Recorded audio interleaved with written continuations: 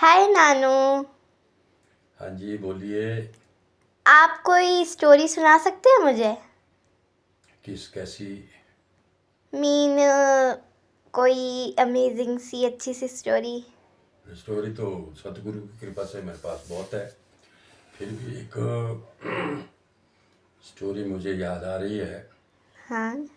कि उसका जो शीर्षक है आगे डायन खड़ी है। आगे डायन खड़ी है।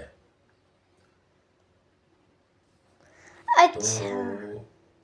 वो ऐसा था, एक गांव में दो जवान युवक अपनी रोजी रोटी कमाने के लिए अपने घर से सुबह के समय घोड़े पर निकले। दोनों भाई, दो भाई थे वो। अच्छा। घोड़े पर निकले। चलते चलते आगे उनको एक बूढ़ा साधु दौड़ते दौड़ते दिखाई दिया और उन्होंने देखा कि बूढ़ा दौड़ रहा है, क्यों दौड़ रहा है, तो इसलिए इसको रोक लो। उन्होंने अपने घोड़े रोक के उस साधु से पूछा कि भी आप क्यों दौड़ रहे हैं। और वो साधु जो है बिल्कुल उसकी सांस फूल रही थी, डरा हुआ था। उसने डरते डरते बोल दिया कि भी आगे मत जाना, आगे डायन खड़ी है। तो वो साधु बिना रुके वहाँ से चला गया। और वो दो जवान सोचने लगे कि ये बूढ़ा कितना डरपोक है, डर के मारे भाग गया। और चलते चलते फिर उन्होंने सोचा कि देखते हैं, हम उसी रास्ते में जाते हैं। फिर जिस रास्ते में उस बूढ़े साधु ने मना किया था जाने को, वो उसी रास्ते पे चल पड़े। चलते चलते आगे उनको बहुत सारा जो है मोहरे, सोने की मोहरे मिली। हाँ। और वो सोने की मोहरे देख के बड़े खुश हो गए कि फिर बोले कि वो साधु जानबूझ के हमको टरका रहा था कि ताकि हम, वो शायद अपना सामान लेने के लिए, गाड़ी लेने के लिए गया होगा, तब वो हमको ठग रहा था वो। तो उन्होंने क्या कर दिया, वो मोहरे इकट्ठे करके फिर दोनों भाई आपस में बात करने लगे कि अब भूख लग गई है, कहीं से अब खाना वाना तो मुहैया करना है। तो एक छोटे भाई ने बोलते कि मैं गांव जाता हूँ, गांव से कुछ खाने के लिए लाता हूँ। अब जब एक भाई खाना लाने के लिए गांव में, उसको समय लग गया।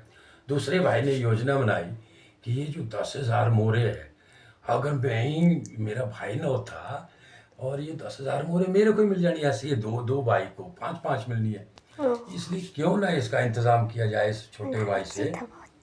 तो उसके बाद क्या हुआ, उसने क्या कर दिया, बंदूकें तो थी उनके पास, दोनों भाई के पास।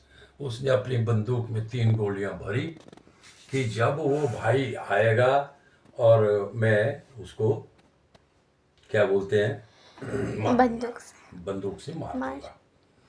अब वो दूसरा भाई जब अपने जो खाना वगैरह लेके आ रहा था, उसने भी यही सोचा कि 10,000 मोहरे है, हमारे को 5-5 पड़नी, इसलिए क्यों ना मैं वो अपने भाई को इस खाने में जहर मिलाऊंगा और ताकि मेरे को ही 10,000 मोहरे मिलेगी।